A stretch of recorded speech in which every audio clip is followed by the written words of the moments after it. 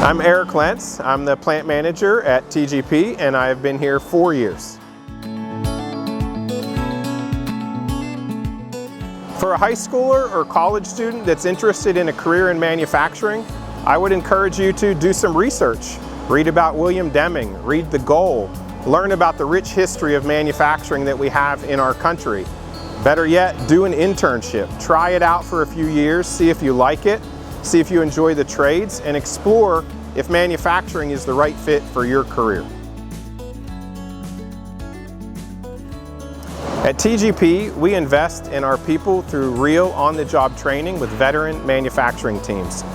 We also have a tuition reimbursement program, and we also develop career growth plans for each individual. So we like to provide technical and leadership courses and training in line with your goals. It's important to us to promote from within, and so we work with you to develop you to be the best version of yourself that you can be at TGP.